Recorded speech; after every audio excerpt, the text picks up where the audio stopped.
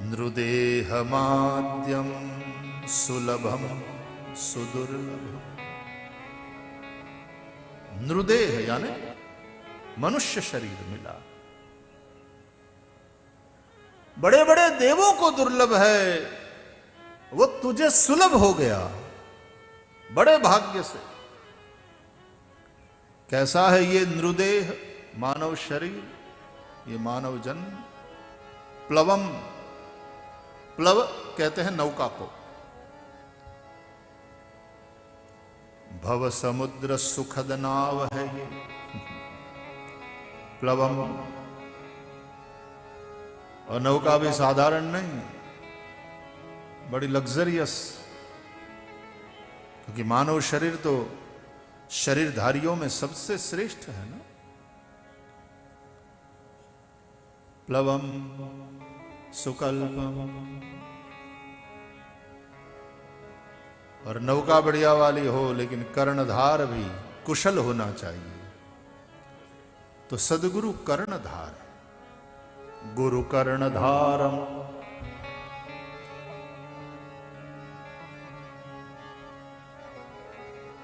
वो कुशल कर्णधार है।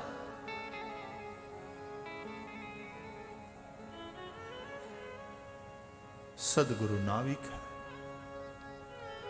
खेवैया है, उसके हाथ में सौंप दिया।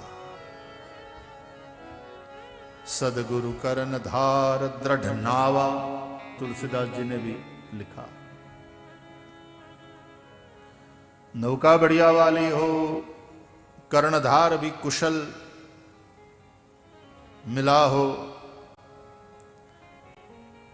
लेकिन यदि समंदर में तूफान झंझावात ऐसा उठे तो कुशल कर्णधार के लिए भी नौका को बचाकर सुरक्षित किनारे पहुंचाना बड़ा कठिन हो जाता है, मुश्किल हो जाता है। लेकिन यहां तो वो बात भी नहीं। भगवान कहते मयानुकूलेन न भस्वते ऋतम। मेरी कृपा की अनुकूल हवा चल रही, कोई तूफान, कोई झंझावात नहीं। भगवान की कृपा की अनुकूल हवा चल रही है। और अनुकूल हवा हो तो कैप्टन बड़े खुश।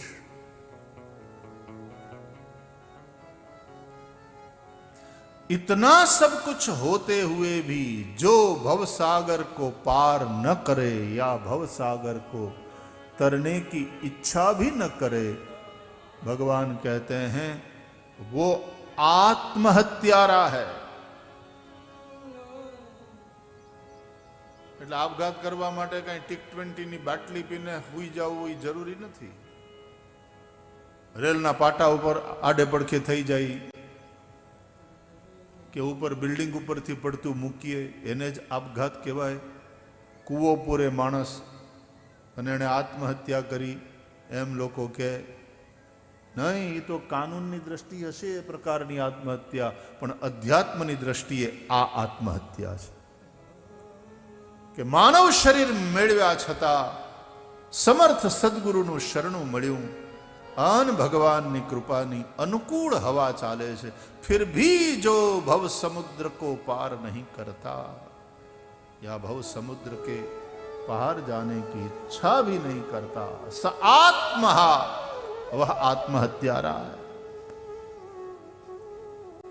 भागवत में भगवान ने जो आत्महत्या की व्याख्या दिया है,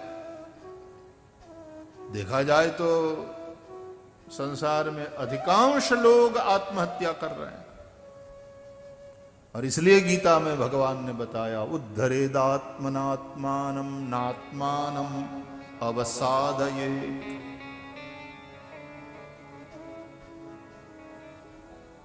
इसलिए बुद्ध भगवान ने कहा अपदीपो भव,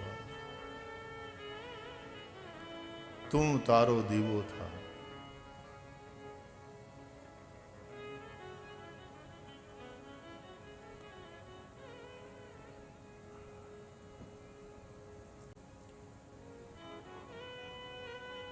સંસાર ધુમાડાના ગામડાના ભક્ત કવિઓ પણ શું આમ બળુકા દ્રષ્ટાંત આપ્યા, બધું સ્પષ્ટ થઈ જાય. સંસાર ધુમાડાના બાચકા સાથે આવે નહીં કોઈ.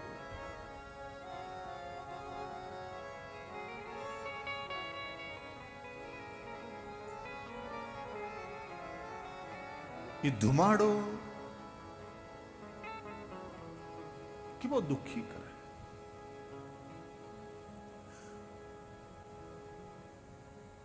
યજ્ઞમાં પણ નિર્ધૂમ અગ્નિ હોય એ સુનિશ્ચિત કરવાનું, પછી આહુતિ આપવાની. અને આહુતિ અને એ પ્રદીપ્ત અગ્નિ એનો ધુમાડો પછી ઉપર હોય એ દિવ્ય હોય આખો. પણ અહીંયા અગ્નિ ના હોય તો એ પછી જે ધુમાડો હોય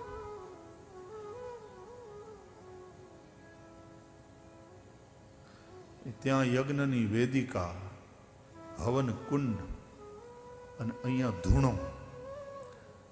પણ એ ધૂણો ચેતન અંદર वो चिंगारी है तो ચેતન ધૂણાની અંદરથી એક જે ધૂમ્ર શેર નીકળ્યા કરે એની એક પાછી વિશેષ દિવ્યતા.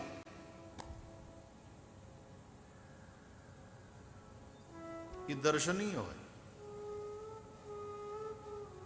ધૂણે તમે જાઓ પગે લાગવા, કોઈને આંખ્યું બળે છે? કોઈને આંખ્યું આડવામાં અંધારપો આવી જાય કઈ?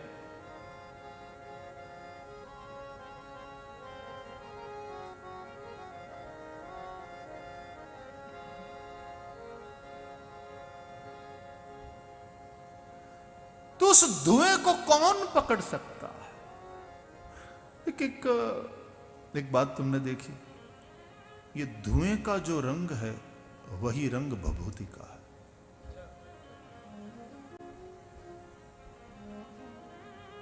भभूति का भी वही रंग है.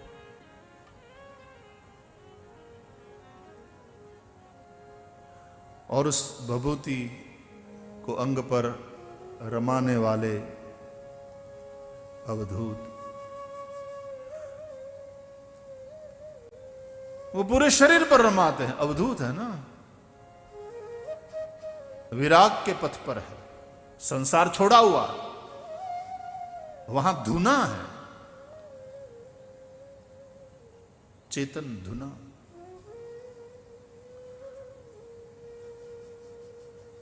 और वहां ऋषियों की गृहस्थ परंपरा. ऋषि प्राय गृहस्थ रहे. अत्रि तो पत्नी है अनसुया. वहां भगवान अवतार लेते हैं, दत्तात्रेय. वशिष्ठ है तो साथ में अरुंधति है.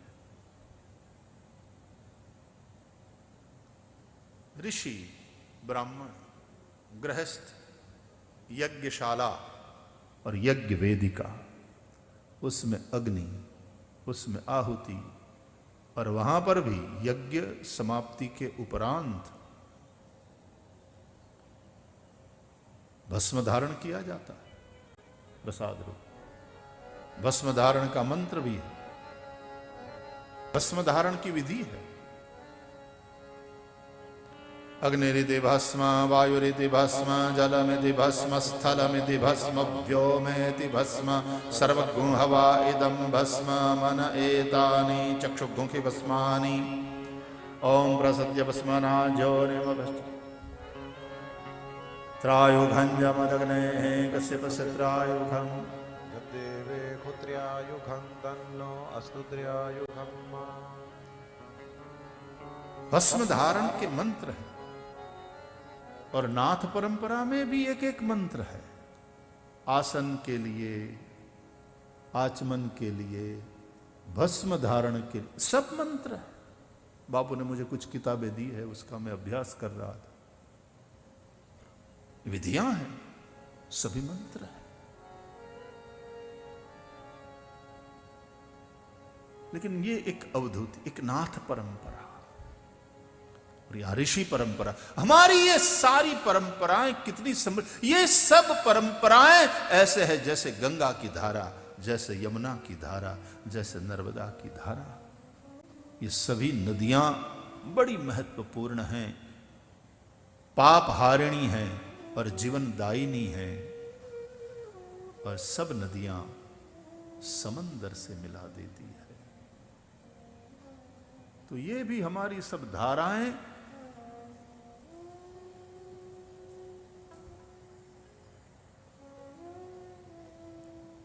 ऐसी अद्भुत ये परंपरा है, अक्षुण्ण है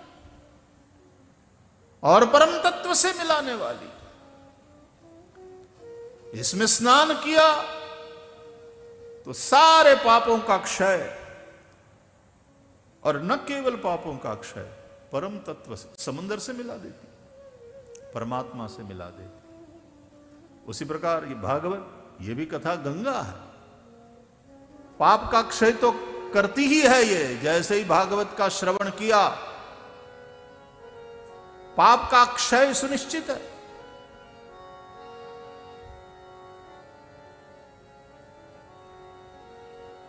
कंपन्ते सर्व पापानि सप्ताह श्रवणे स्थिते अस्माकं प्रलयम सद्यः कथा चयम करिष्यति। પણ નવડાવી ધોવડાવીને તૈયાર કર્યો ને પછી વાત પૂરી એમ નહીં, પછી બાપાને ખોળે બેહાડવા નહીં હોતી એની જવાબદારી। માં બાળકને જગાડે, આ જગાડે, પેલા વેલા જગાડે, ગુરુ જગાડે। ધન ગુરુ દેવા મારા, ધન ગુરુ દાતા। સદગુરુએ શબ્દ સુણાવ્યો। હું સૂતો હતો, મારા ગુરુએ મને જગાડ્યો।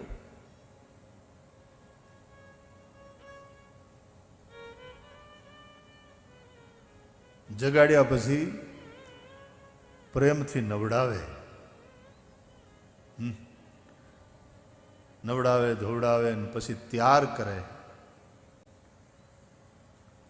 ખવડાવે, શિરામણ કરાવે, અને પછી બાવડું જાલીને લઈ જાય ને બાપને ખોળે મૂકે। લે તારા બાપાની હારે રમ।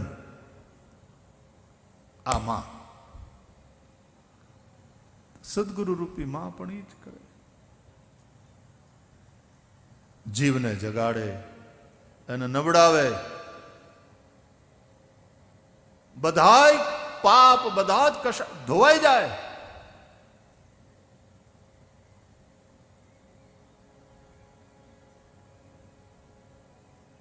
પછી પાછા હણગારે, તૈયાર કરે। આધ્યાત્મિક અનેક ગુણો એને ખવડાવે।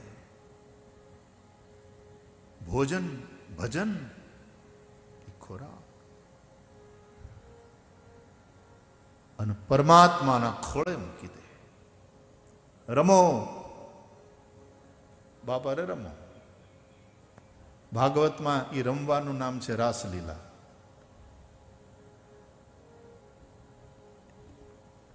અને અવધૂતિ પરંપરામાં એ રમવાનું નામ છે સમાધિ, ध्यान, समाधि। भाषा अलग अलग, बातें की। जति, गोरख जति। अच्छा, यत्न करता है तो यति है, लेकिन केवल यत्न से बात न बनेगी, अनुग्रह चाहिए। पहले इच्छा, फिर यत्न, इच्छति, करोति, जानाति, ये सब बात है ना।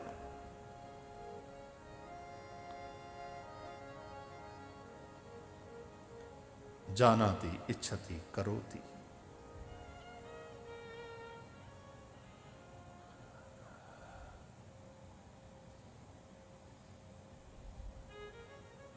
यति।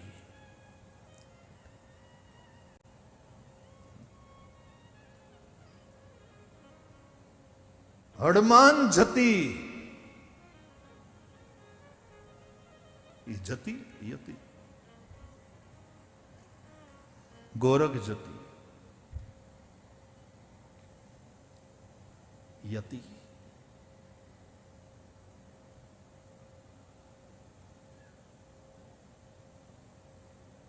અને પછી પગથિયા ચડે. આપણે ત્યાં આવી રીતના પહાડો ઉપર ઘણા બધા દેવતાઓ અને દેવીઓ રહે. કોઈક મને પૂછતું હતું, મને કહે કે આમ એટલે ઊંચે આ ઘેરા ન્યા હું કામ જઈને ન્યા બેઠા, એના કરતાં આમ નીચે ક્યાંક ગામમાં નજીક બેઠા હોત તો જવાનું હેલું પડે ને.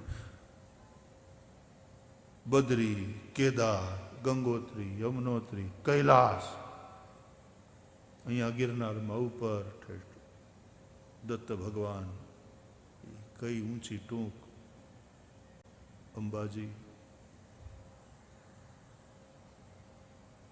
ચડવું પડે, યત્ન કરવાનો. ચડવું છે મેરુડે આસમાન.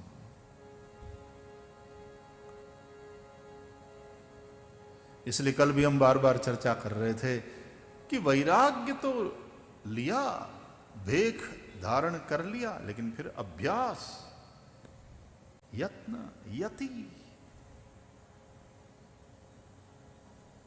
अभ्यासे न तो कौन्तेय वैराग्येण च गृह्यते. अभ्यास विरागाभ्याम तन्निरोधः, भगवान पतंजलि કહે છે.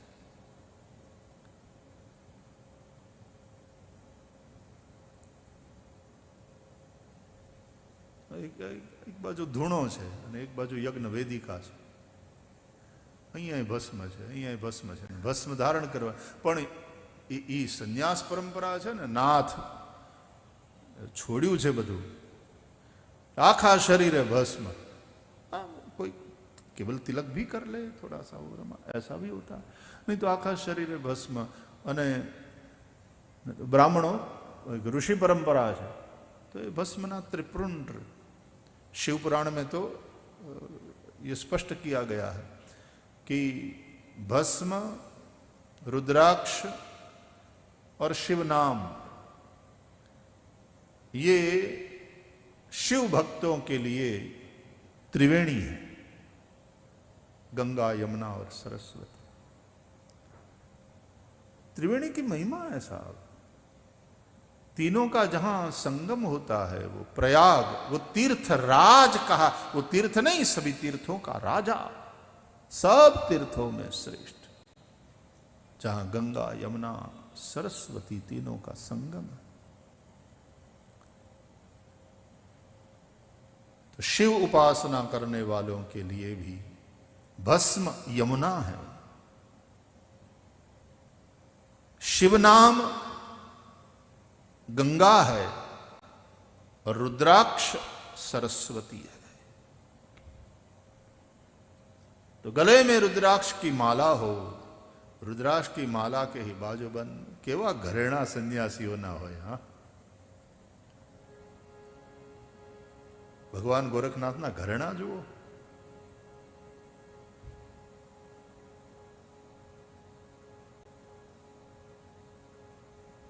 तो भभूति रमाए हुए, रुद्राक्ष की माला धारण किए हुए और शिव नाम जपते हुए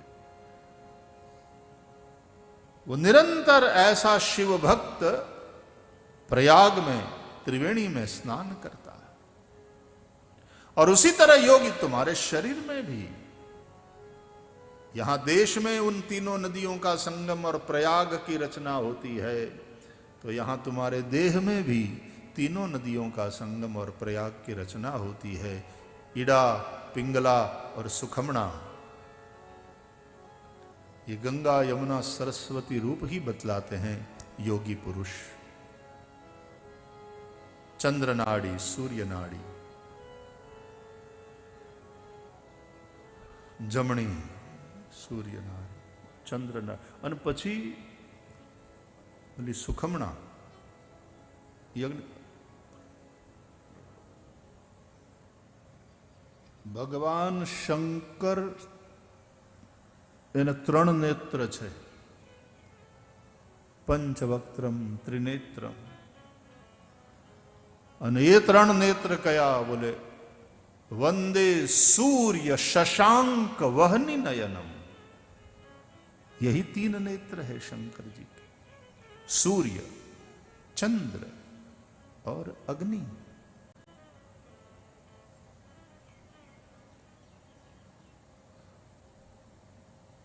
तो क्यारेक अपनी सूर्य नाड़ी चलती हो, क्यारेक चंद्र, वो शिव स्वरोदय पूरा एक क्या अद्भुत ग्रंथ है, जिनको अभ्यास है वे जानते हैं कौन नाड़ी चल रही है, कौन स्वर तुम्हारा चल रहा है, तब कौन कार्य करना उचित रहेगा, उसका मार्गदर्शन है शिव स्वरोदय। सूर्य नाड़ी चलती हो तो क्या काम करना चाहिए, चंद्र नाड़ी में कौन सा काम करना चाहिए।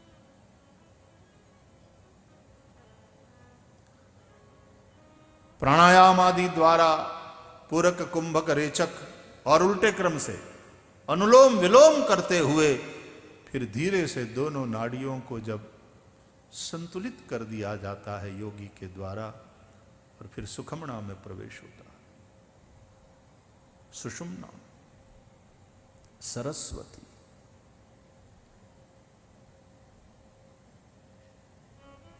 अग्नि तत्व। અને એ ત્રણેય પાછી નદીઓ આય ભેગી થાય, આય એટલે આ પ્રયાગ છે।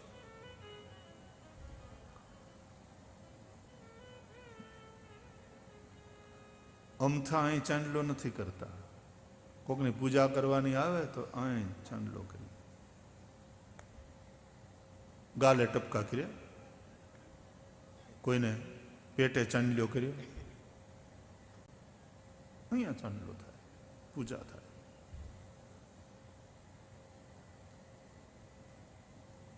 आज्ञाचक्र, अग्नि तत्व,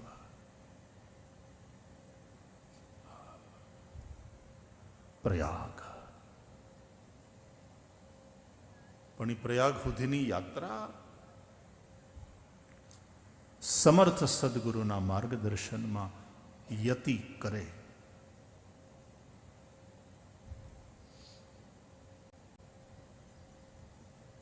गोरख जती, हनुमान जती, आवा शब्द प्रयोगों अपने त्या थाय। हनुमान जी तो सब विद्याओं के जानने वाले, और रुद्रावतार है, 11वां रुद्र है।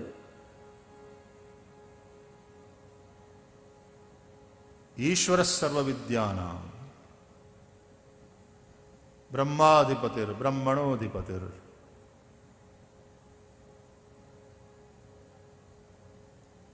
सब विद्याओं के अधिपति है भगवान शिव।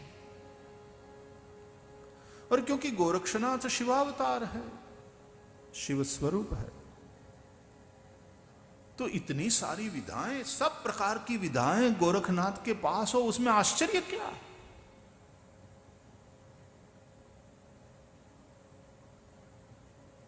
और जिस प्रकार शिव त्रिभुवन गुरु है, तुम त्रिभुवन गुरु वेद बखाना, आन जीव पामर का जाना।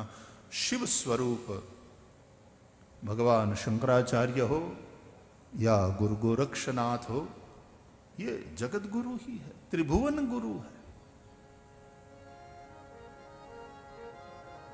इसलिए भगवान शंकराचार्य को जगत गुरु कहते हैं।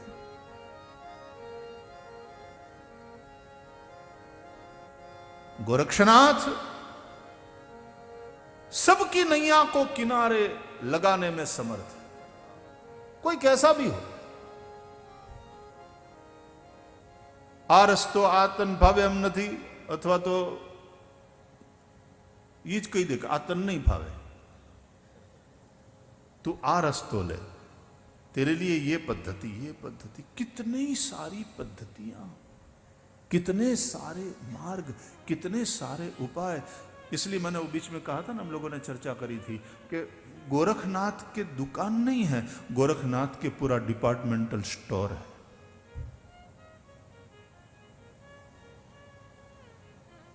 यहां सब सामान मिलता, सब मोटो मॉल है।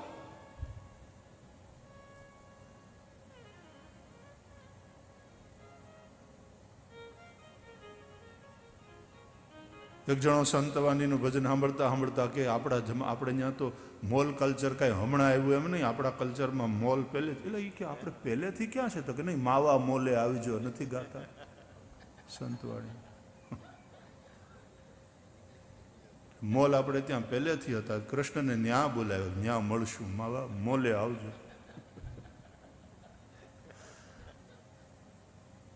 આપણે પૂર્વ જન્મની પ્રીતુ રે.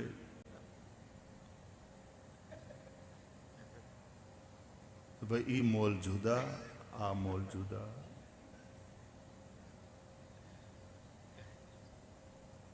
लेकिन गोरखनाथ के पास अनेक अनेक अनेक विधाएं, सभी जीवों की नैया को पार लगाने की क्षमता है.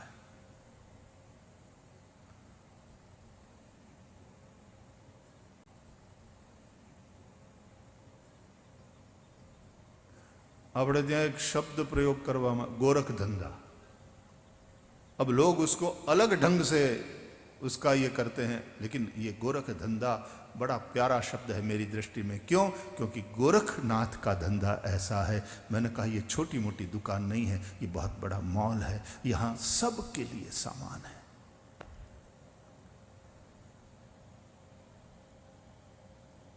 सब प्रकार के जीवों की नैया को वो पार लगाने में समर्थ है. इसलिए इतनी सारी विधियां, इतने सारे मार्ग, इतने सारे प्रयोग.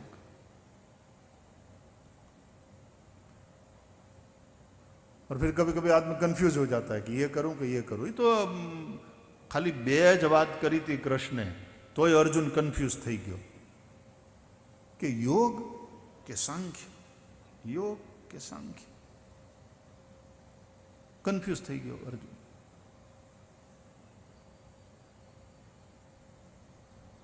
શું કરું? मैं सांख्य के मार्ग पर जाऊं या योग के मार्ग पर? श्री कृष्ण ने तो दो बातें कही.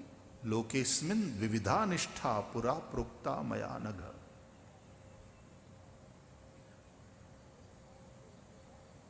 ज्ञान योगेन संख्यानाम कर्म योगेन योगिनाम. बहु कन्फ्यूज था तो कि ओके ओके. सांख्य योगो पृथक बाला प्रवदंती न पंडिता. क्योंकि सांख्य के मार्ग पर चलकर तू जहां पहुंचेगा, तुझे जो मिलेगा तद योगैरपि गम्यते. योग के द्वारा भी तुझे उसी तत्व की प्राप्ति हो सकती है. तो उपदेश तो सांख्य और योग दोनों का कृष्ण ने किया, लेकिन अर्जुन को आदेश दिया है युद्ध का, यानी कर्म में जुड़ने के लिए प्रेरित किया, क्योंकि तेरे लिए ये मार्ग है.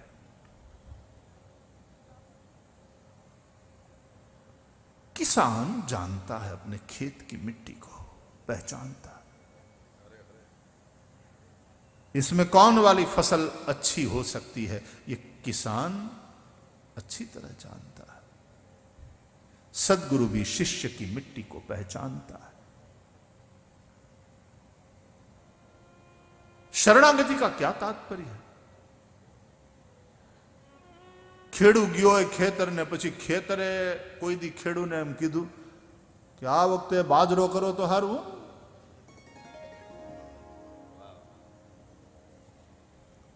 ખેતર કોઈ દી કે ખેડૂ નક્કી કરે.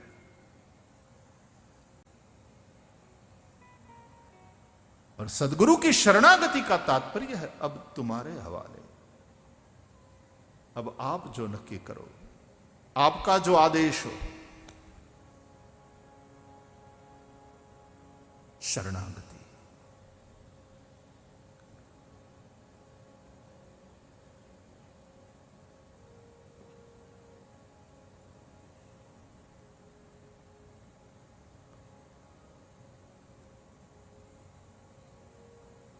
तो भस्म यमुना है, शिव नाम गंगा है.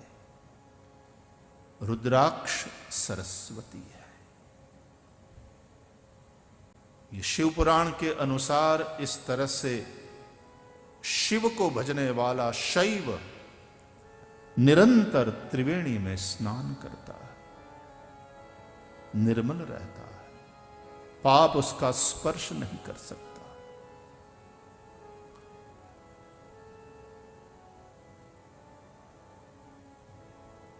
तो इस भस्म को, धुएं को, धुने को संबंध है। धुना है, चेतन धुना है, तो वो आग तो वहां है, अखंड है, और धुआं भी है और भस्म भी है, और दोनों का रंग एक है।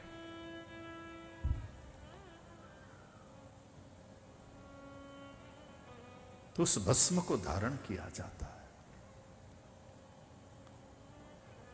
और वैसे भी ये सभी योगी जानते हैं, ऐसे ही भस्म नहीं रमाते। वो भस्म जो ना समझ है उनको बड़ा अनहाइजीनिक लगता है सब कुछ, लेकिन वास्तव में वो भस्म इन योगियों के शरीर की इतनी बढ़िया से रक्षा करती है।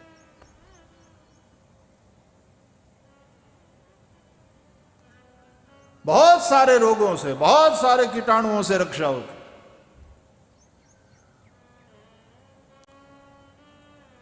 उस भस्म को बनाने की, तैयार करने की एक विधि है, फिर धारण करने की जैसे विधि है।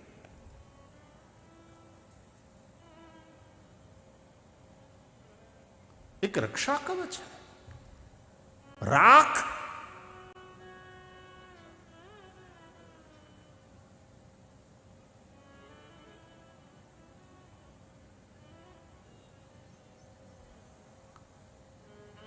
तो संसार धुमाड़ा ना बाचका, साथे आवे नहीं कोई। कौन पकड़ सका है धुएं को? तो जिसको पाना संभव नहीं वो संसार है, और जिसको खोने का कोई उपाय नहीं उसको परमात्मा कहते हैं। लेकिन जिसको पाना संभव ही नहीं, उसको पाने के प्रयास में संसारी लोग अपनी जिंदगी की मूल्यवान सांसें व्यर्थ ही खर्च कर देते हैं। यह दुर्व्यय है। और सांसों से बढ़कर के कीमती कुछ नहीं है जिंदगी में।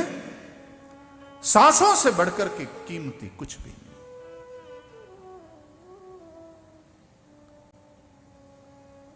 लोग सांसें लगा करके धन कमाते हैं, लेकिन सारा धन लुटा करके भी थोड़ी सांसें खरीद नहीं पाते। उस धन में वो ताकत नहीं, वो क्षमता नहीं कि कुछ सांसों को वापस खरीद सके, संभव नहीं। और गिनती की सांसें जो लेकर के आए हैं, उन सांसों को वहां खर्च कर देना जिसकी प्राप्ति संभव है ही नहीं, उसको पाने में इससे बड़ी बेवकूफी और क्या हो सकती है।